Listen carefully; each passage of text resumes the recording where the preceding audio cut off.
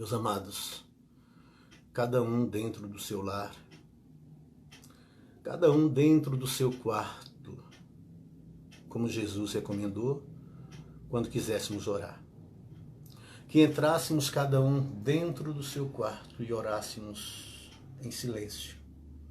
Porque o Pai que está em secreto conhece os nossos mais íntimos pensamentos, antes mesmo de pensarmos. E vamos rogar a Deus, nosso Pai, nosso Criador, o dono da vida, que nos dê força. A Jesus, nosso amado Mestre, que nos dê segurança, saúde, paz, para que possamos ser dignos de sermos chamados seus discípulos. A Maria, Mãe Santíssima, que envolva cada um de nós, os nossos lares, com a sua luz de amor. A Deus, nosso Pai, fonte inesgotável de amor e poder. Ao nosso Mestre Jesus, o benfeitor incomparável de nossas vidas e amigo incondicional de todas as horas, que Ele nos envolva com a sua infinita e misericordiosa paz.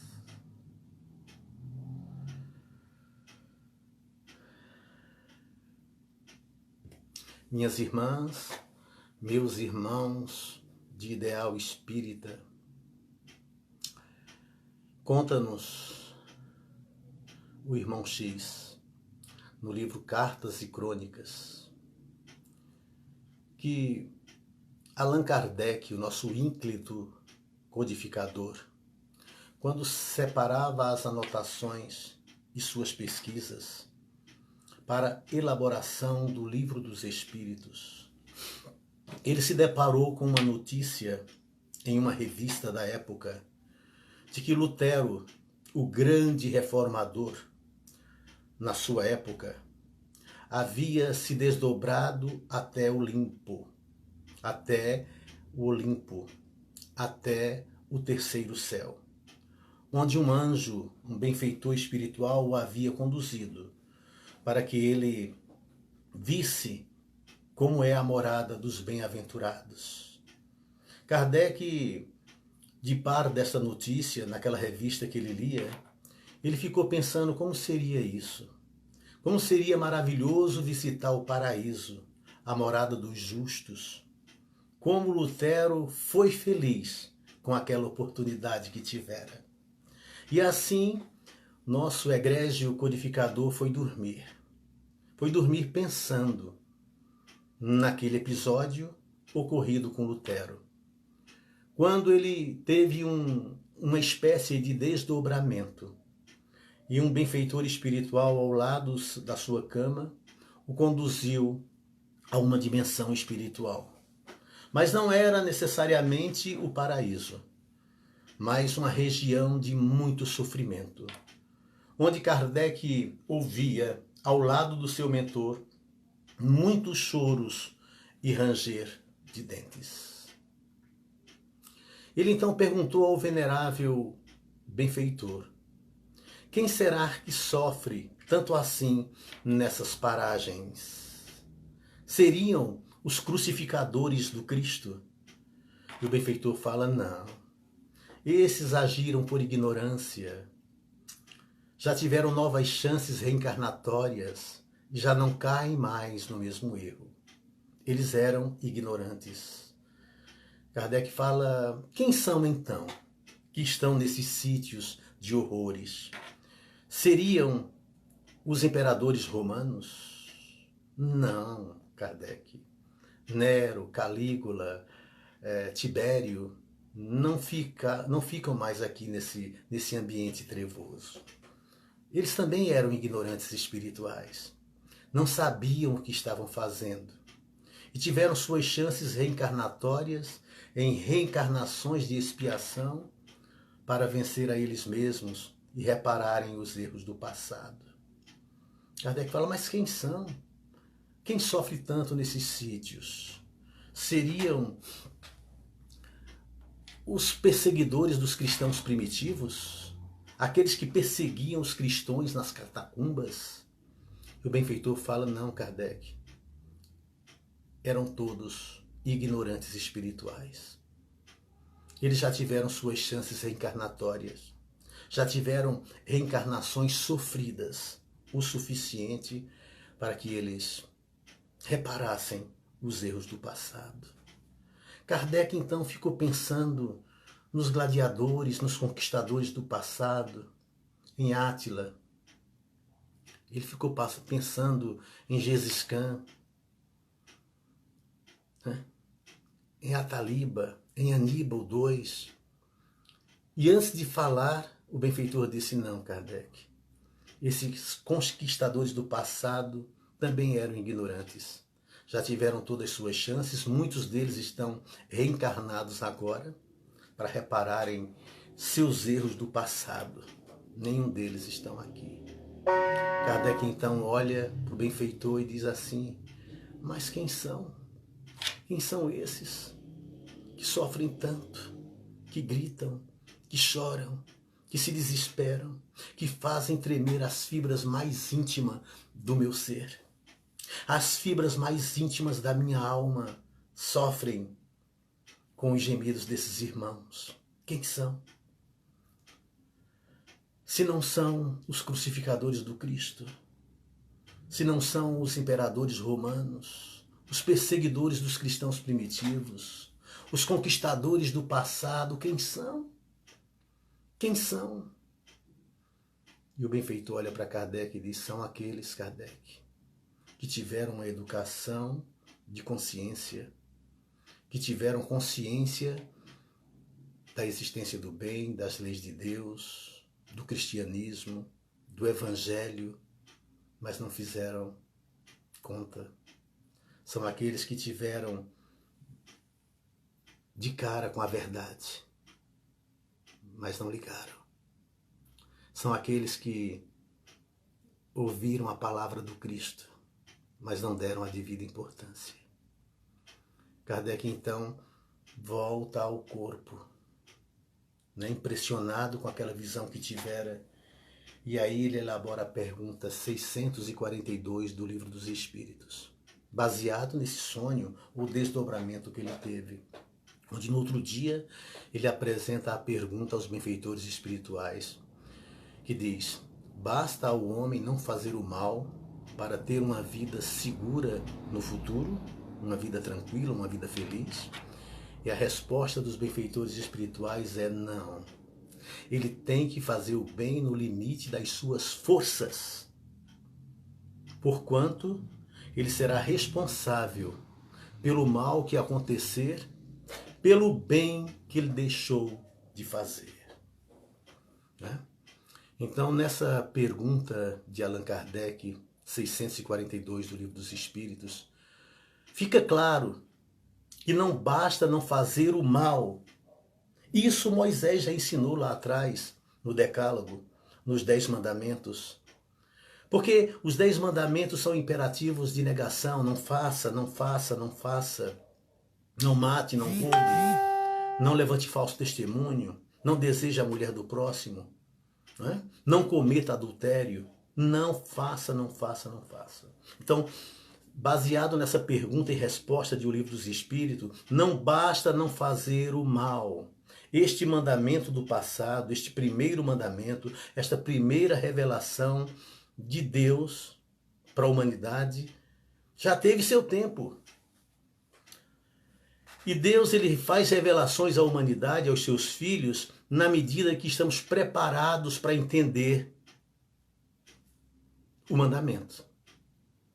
Porque senão seria como ensinar uma equação para uma criança de 2 anos, 3 anos.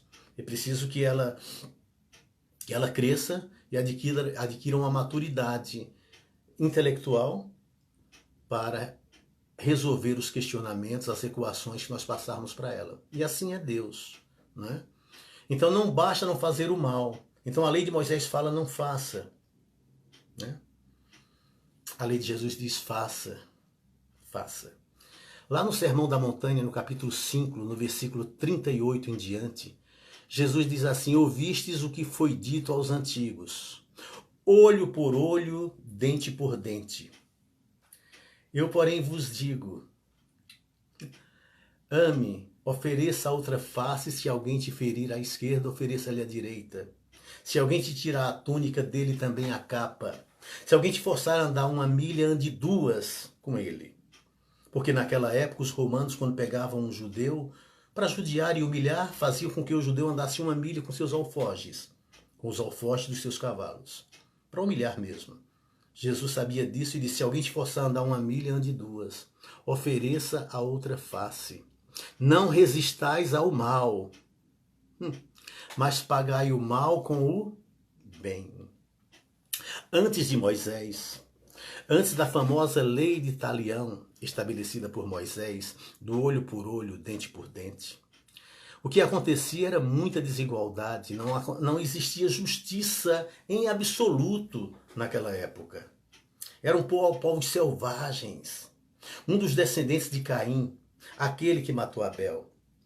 Quando ele matou Abel, o próprio Deus da Bíblia diz que aquele que se vingar de Caim, né, será vingado 7 vezes. Né?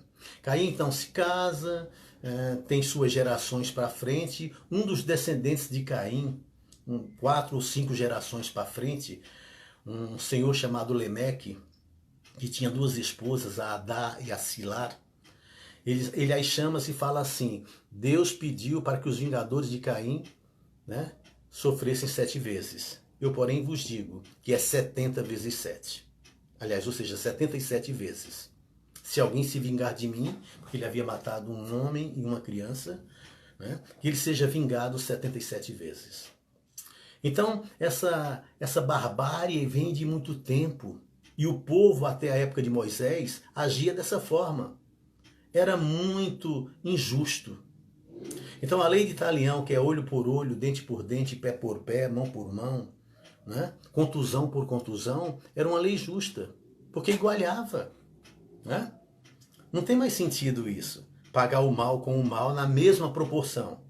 Mas na época de Moisés foi um avanço muito grande. Foi um avanço incrível nas leis, na justiça da época. Né? Hoje já não faz mais sentido. Por isso que Jesus falou: ouviste o que foi dito aos antigos, olho por olho, dente por dente. Eu, porém, vos digo, não é? Se alguém te ferir na face esquerda, ofereça-lhe a direita. Ou seja, não resistais ao mal, mas pagai o mal com o bem. Ou seja, mostre a outra face. Mahatma Gandhi, ele disse-nos que, graças a Deus, que a lei do olho por olho, dente por dente não vigorava mais entre nós. Porque se a lei do olho por olho, dente por dente vigorasse até hoje, estaríamos todos cegos e banguelos. É preciso cortar o elo da corrente do ressentimento, do ódio, da vingança, que era muito comum até os tempos de Moisés. E a lei do olho por olho, dente por dente, ainda era uma espécie de vingança na mesma proporção. Mas é preciso que se acabe com esse elo de intriga, de ódio, que enquanto não perdoarmos e oferecermos a outra face, vai se perpetuar até quando? Até quando este planeta passar por essa transformação de provas e expiações, onde o mal é muito maior do que o bem, onde o mal suplanta o bem. Porque no planeta de regeneração que está aí para se iniciar, é o bem que vai suplantar o mal. São aqueles que oferecem a outra face, que não resistem ao mal a pedido de Jesus e que pagam o mal com o bem. Os mansos herdarão a terra. Os mansos herdarão a terra, porque será uma terra melhor. Algumas religiões falam de um paraíso terrestre. Não estão muito distantes da verdade, não. Porque vai ser muito melhor vivermos neste planeta quando esse planeta estiver mais moralizado. Mas a natureza humana é uma natureza que condiz ainda com o planeta de provas e de expiações. o segundo na categoria dos mundos. A Terra já foi primitiva, está na segunda escala, no segundo degrau da sua jornada evolutiva. Então estamos muito mais próximos da animalidade do que da angelitude. Não temos ainda a sensibilidade para o bem, para o amor, né? Para oferecermos a outra face. O egoísmo ainda campeia, o egoísmo ainda fala muito mais alto. A gente precisa aurir todas as nossas forças, como diz o Livro dos Espíritos, na questão 917, para combatermos esse grande flagelo que será a causa dos nossos sofrimentos futuros, que é o orgulho e o egoísmo. E termos um pouco mais de sensibilidade com a dor do outro. Um sábio judeu, disse que aprendeu muito sobre o amor, ouvindo o diálogo entre dois compônios, entre dois caiçaras, dois homens simples do campo. Ele estava escondido atrás de uma moita quando ouviu o diálogo dos dois caiçaras, homens pobres, incultos do campo. E um deles dizia para o outro: amigo João, você me ama? E João dizia: claro que eu te amo. Ele dizia, o outro: amigo João, você é meu amigo? Falou: claro que eu sou teu amigo. E ele continuou perguntando: amigo João, você sabe aonde me dói? E João olhou para ele e disse: mas como que eu vou saber aonde te dói? Ele olhou para o João e disse assim: amigo João, se você não sabe aonde me dói, como que você diz que é meu amigo? Aí o sábio judeu conta que, ouvindo aquele simples diálogo entre os dois caiçaras, ele aprendeu a maior lição de amor da sua vida. Porque naquele diálogo ele aprendeu que amar implica em saber aonde dói no outro. É eu sair do meu egoísmo na direção do próximo. É ter empatia. Porque eu só posso ser misericordioso, que é uma das bem-aventuranças, se eu tiver empatia, se eu for empático com o outro. E ser empático implica em eu me colocar no lugar do outro, para não ser tão insensível à dor alheia. Para que eu sinta onde dói no outro, a fome que o outro está sentindo, o frio que o outro está sentindo, as injustiças pela qual o outro passa. Colocar-nos sempre no lugar do outro, porque a nossa natureza humana ainda não é essa. A nossa realidade espiritual não é muito boa. Nós temos muito mais sombras do que luz dentro de nós. Daí a importância do bom combate, do homem com ele mesmo, para que morra o homem velho, para que surja o homem novo, para que eu tenha mais sensibilidade perante a dor do próximo e não pense somente na minha diversão.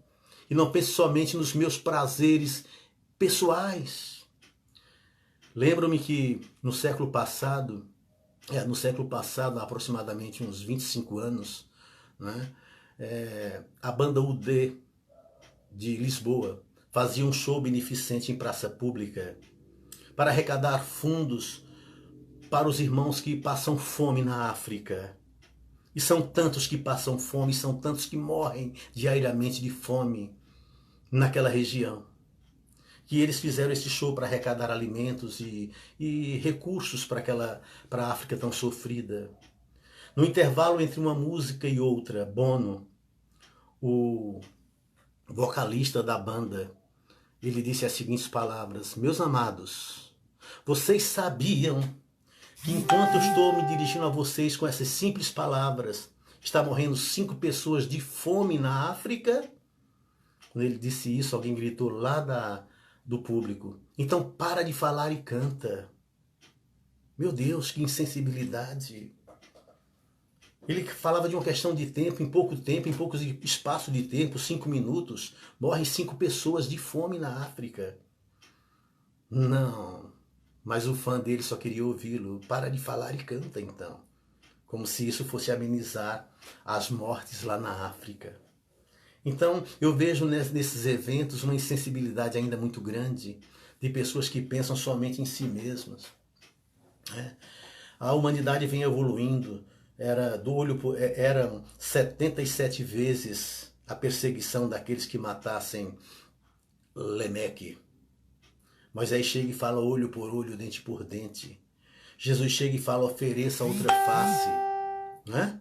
Não é olho por olho, dente por dente. Não é pagar com a mesma moeda. Não é resistir ao mal. Mas a humanidade demora para mudar. Meu Deus, como a humanidade demora para mudar. Quanta crueldade ainda nos sentimentos humanos. Quanta crueldade. Há países que a pena de morte ainda impera. E nos países onde ela não é instituída oficialmente pelos governos, como no Brasil, por exemplo, ela é instituída pelas falanges do mal, pelas facções criminosas, pelo tribunal do crime, pelas pessoas que matam o próximo, ferindo ainda um mandamento mosaico lá de trás, não matar. Se nós não obedecemos ainda o mandamento mosaico de não matar, de não desejar a mulher do próximo, não cometer adultério, como que a gente segue agora a terceira revelação? Porque depois da primeira revelação de não fazer, de não matar, de não agir errado, veio Jesus dizendo, faça, ame, perdoe, 70 vezes 7 se for necessário.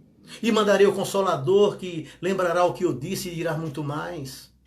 Já estamos na terceira revelação. Né? A grande turbulência da Inquisição já passou.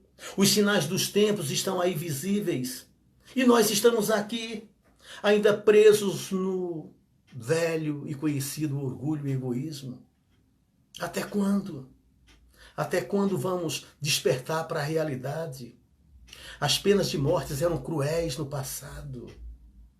Eu estava vendo alguns países do passado, da Idade Média, que instituiu a pena de morte. Era simplesmente um horror, uma carnificina, um prazer em ver o sofrimento do outro. O próprio Jesus foi condenado à morte infame do madeiro. E o pior dos crimes que a humanidade cometeu foi aquele, porque mataram um justo. Mataram um justo. E depois, para justificarmos esse crime horrendo, dizemos, ele morreu, ele veio para isso mesmo. Como ele veio para isso mesmo? Que Deus é esse? Que ideia errada que a humanidade sempre teve de Deus? Esquecendo-se sempre que Deus é amor. Que Deus é o amor por excelência que sustenta todo o universo.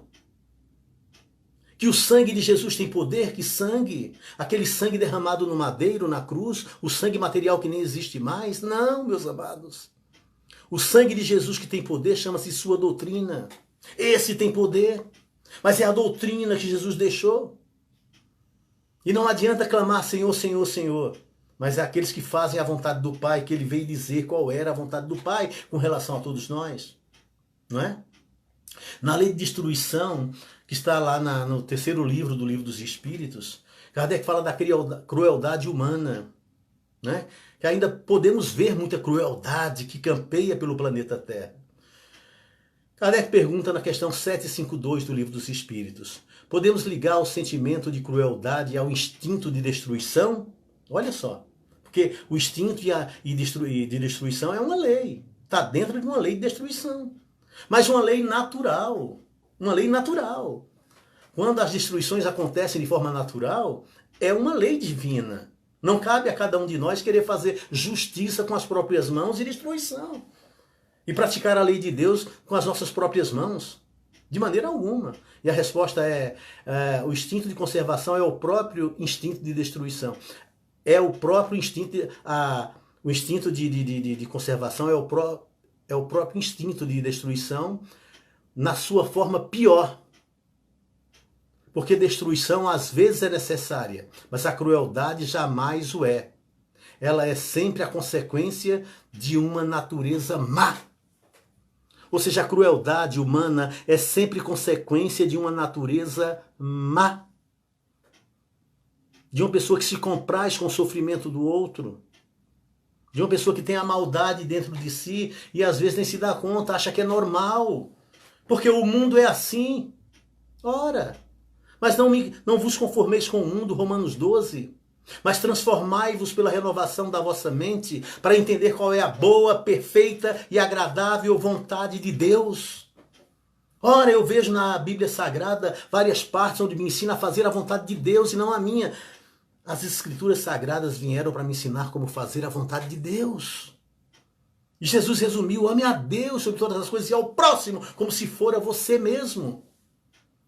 Ah, mas como eu estou distante desse grande mandamento. Como às vezes eu estou distante dos 10 mandamentos de Moisés. Passei pelos mandamentos de Jesus, a segunda revelação, estou na terceira revelação da verdade.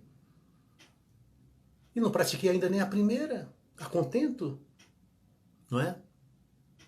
Dizem que um casal estava hospedado em um hotel lá no 10º andar, quando o marido liga lá para a recepção e fala: olha, eu vou reclamar para a gerência da falta de manutenção daqui do hotel. A janela do hotel não abre. Está faltando manutenção. E o recepcionista do hotel fala: não se preocupe, eu vou mandar um rapaz aí para reparar a manutenção, para consertar a janela. Não precisa mais. Mas por que o senhor está reclamando? Ele fala: porque a minha mulher tentou se suicidar e não conseguiu abrir a janela. Olha, a insensibilidade. Né? Então é assim que eu vejo a humanidade quando eu paro para dar uma olhada, por exemplo, nessa questão que estamos vivenciando ultimamente. Da falta de amor ao próximo. Dos políticos não se colocarem no lugar do menos favorecido. Né? De nos unirmos cada vez mais. Os partidos se unirem para serem um uníssono. E não mais partidos, mas um só pensamento. Como seria bom se isso acontecesse? Como seria bom? Mas, meus amados, enquanto o mundo não se regenera da forma como gostaríamos, que essa regeneração aconteça dentro de nós. Porque o país que eu quero para mim, que eu construa dentro de mim. Já que eu não posso mudar o mundo, eu não posso mudar nada a não ser a mim mesmo. Que o país que eu desejo para mim, possa ser este país que eu construa dentro de mim. Eu não concordo com o que está acontecendo em muitas coisas. Então que isso me ensine a fazer diferente. Como diria o poeta nordestino, esse país que eu vejo não é o meu. O país meu é diferente, então que eu construa ele dentro de mim. Um país que crianças elimina e não ouve o clamor dos esquecidos, onde nunca os humildes são ouvidos e uma elite sem Deus é quem domina, que permite um estupro em cada esquina e a certeza da dúvida infeliz, onde quem tem razão baixa cerviz e massacra seu negro e a mulher, pode ser o país de quem quiser, mas não é com certeza o meu país. Um país cujas leis são descartáveis pela ausência de códigos corretos, com 40 milhões de analfabetos e maior multidão de miseráveis. Um país onde os homens confiáveis não têm voz, não têm vez nem diretriz, mais corrupto tem voz que vem se diz e o respaldo tem sido incomum. Pode ser o país de qualquer um, mas não é com certeza o meu país.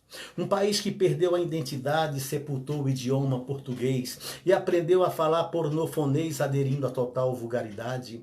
Um país que não tem capacidade de saber o que pensa e o que diz, que não sabe esconder a cicatriz de um povo de bem que vive mal, pode ser o país do carnaval, mas não é com certeza o meu país. Um país que seus índios discrimina, a ciência e as artes não respeita. Um país onde se morre de maleita por atraso geral da medicina. Um país onde escola não ensina e hospital não dispõe de raio-x. Onde o povo do morro é feliz se tem água de chuva e luz do sol. Pode ser o país do futebol, mas não é com certeza o meu país. Um país que dizima sua flora, festejando o avanço do deserto, pois não salva um riacho descoberto, tendo leito precário por chocora. Um país que cantou e hoje chora, pelo bico do último concris, que florestas destrói pela raiz, e a veleiro de pó entregue ao chão. Pode ser que ainda seja uma nação, mas não é, com certeza, o meu país. Então, o país que eu quero, eu preciso construir ele dentro de mim, né? O homem perfeito que eu espero que um dia todos os homens sejam, que eu comece a trabalhar isso dentro de mim. Não a perfeição, não essa pretensão de ser perfeito agora, mas que eu busque um aperfeiçoamento. Porque um dia nós chegaremos lá, como o próprio Jesus revelou. Não te admires do que eu faço. Podeis fazer o que eu faço e muito mais, vírgula, se quiserdes. Então vai depender de cada um de nós. Quando eu for jogar a flecha da verdade para alguém, porque a verdade às vezes precisa ser dita, que eu não esqueça de adoçar a ponta da flecha com mel, para não magoar. Porque às vezes a palavra é tão ferina que a língua passa a ser um chicote sem osso, que quebra osso. Dizem que o rei Tamerlão, o rei assírio, ele era um rei muito, digamos assim, feio. Não tinha uma beleza em hipótese alguma. Tinha um nariz muito grande. Era um verdadeiro nariz de eunuco. Ele tinha muito complexo daquele nariz enorme que ele tinha, que o deixava assim tão feio, visivelmente falando. E na Galeria Real existia o quadro de todos os seus antepassados que reinaram antes dele. Menos o dele, faltava o quadro dele. Naquela época era por pintura, mas ele não se deixava pintar por causa do nariz. E o seu filho sempre insistia: pai, falta o seu quadro, deixe-se pintar, porque está faltando o seu quadro na galeria. E ele dizia: não, não. De tanto o filho insistir, ele aceitou. E passou um edípulo por todo o reino, dizendo que ele ia se deixar pintar. Porém, tinha as condições. Né? Os pintores poderiam se inscrever, mas se ele não gostasse da pintura, seria pena de morte para o pintor. Mas se ele gostasse da pintura, o pintor nunca mais seria pobre, teria tudo ao seu alcance, porque ele daria. Né? Então, devido às regras rígidas do concurso, quase ninguém se arvorou, mas 3 corajosos pintores apareceram no reino para pintá-lo.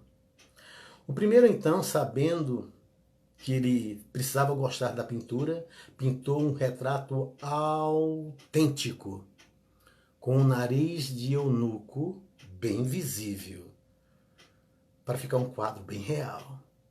Quando Tamerlão olhou o quadro, não gostou, porque ele não gostava exatamente do seu nariz de ameba. E aí mandou matá-lo. O segundo, então, observando isso, ele pintou um quadro diferente. Ele pintou o rei Tamerlão com um nariz pequeno, um nariz bonito, um nariz perfeito.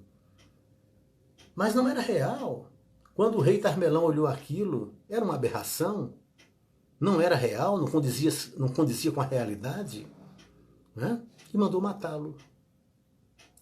E o terceiro pintou o rei Tamerlão. E o rei Tamerlão, quando viu o quadro, adorou e mandou dar todos os prêmios prometidos para aquele pintor. O que será que esse pintor fez? Que quadro foi esse que o pintor fez com tanta propriedade que ganhou todos os tesouros do reino? O pintor, sabendo da paixão do hobby do rei Tamerlão por caça à raposa, sabia disso e pintou um quadro onde Tamerlão atirava em uma raposa. E no momento em que ele estava atirando no quadro, a coronha da espingarda cobria o seu nariz. Era um quadro perfeito, além de retratar a paixão de Tamerlão pela caça à raposa. E não se via o nariz dele. Então ele deu todos os prêmios prometidos para aquele pintor sábio, que jogou a flecha da verdade, mas adoçou a ponta com mel. Porque o primeiro foi muito duro na sua realidade, na verdade nua e crua. O segundo foi falso e faltou com a verdade, né? Mas o outro retratou a verdade de uma forma tranquila, adoçando a ponta da flecha com mel.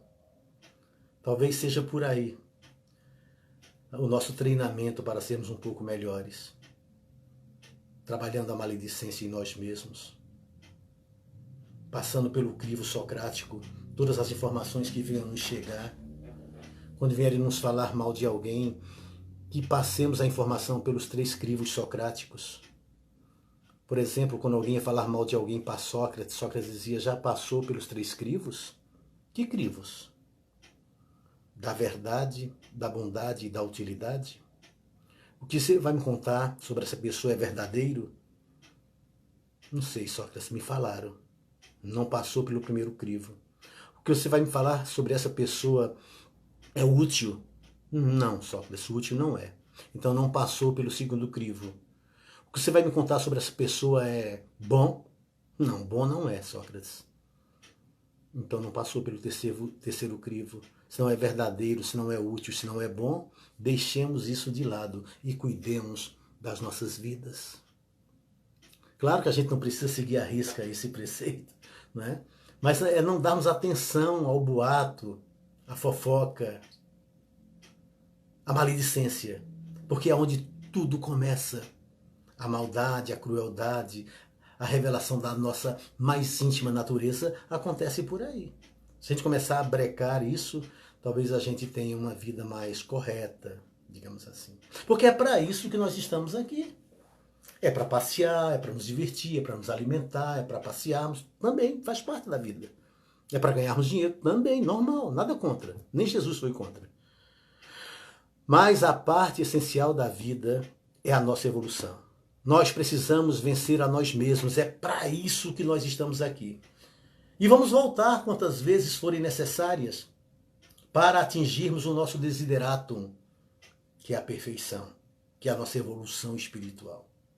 E se não for no planeta Terra, será em outro. Mas a reencarnação vai continuar, porque é uma lei biológica e uma lei natural.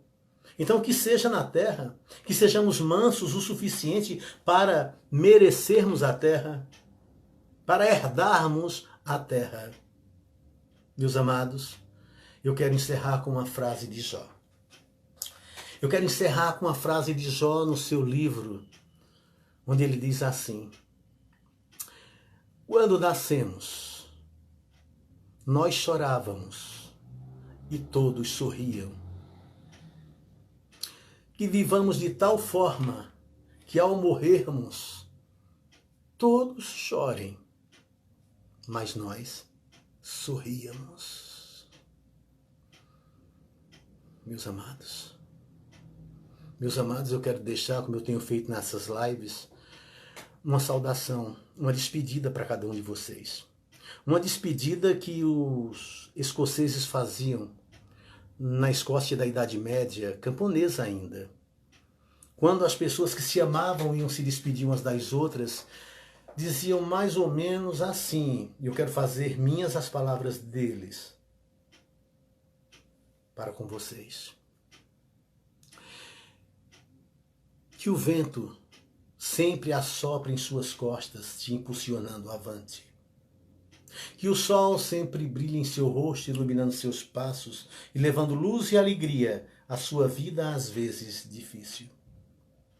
Que a chuva sempre caia nos seus pastos e até nos encontrarmos de novo, mesmo que seja via internet. Que Deus o tenha e a tenha, tranquilos e saudáveis, na palma de sua mão. Muito obrigado, meus amados. Muito obrigado pela audiência, muito obrigado pelos comentários, muito obrigado, Luciana, muito obrigado, Sirlene, muito obrigado, Maria dos Prazeres, muito obrigado, Wilson Ferrari, obrigado a todos, Toninha Sacardi, né? Obrigado a todos vocês, de coração, eu os amo de verdade. Né? Eu estou com o coração cheio de gratidão por esses instantes que passamos juntos, embora separados, mas magneticamente juntos, em sentimentos. Então que possamos agradecer a Deus. E para agradecer a Deus, agora, eu quero vibrar pela paz do mundo, dessa pandemia, para que possamos ser felizes novamente. E eu quero que sejam minhas a palavra do padre José Silvério Horta, que escreveu pelas mãos dadivosas de Chico Xavier, o Pai Nosso em verso e prosa. Pai nosso que estais nos céus, na luz dos sóis infinitos, Pai de todos os aflitos nesse mundo de escarcéus, santificado, Senhor, seja o teu nome sublime, que em todo o universo exprime concórdia, ternura e amor. Venha ao nosso coração o teu reino de bondade, de paz e de claridade na estrada da redenção. Cumpra-se o teu mandamento que não vacila e não erra, no céu como em toda a terra de luta e de sofrimento. Livra-nos de todo mal, dai-nos o pão no caminho, feito na luz do carinho do pão espiritual. Perdoa-nos, meu Senhor, os débitos tenebrosos de passados escabrosos de iniquidade e de dor. Auxilia-nos também nos sentimentos cristãos, amar nossos irmãos que vivem longe do bem. Com a proteção de Jesus, livra nossa alma do erro nesse mundo de desterro distante da tua luz. E que a nossa ideal igreja seja o altar da caridade, onde se cumpre a vontade do teu amor. Assim seja. Assim seja. Meus amados, um beijo em cada coração. Fiquem com Deus.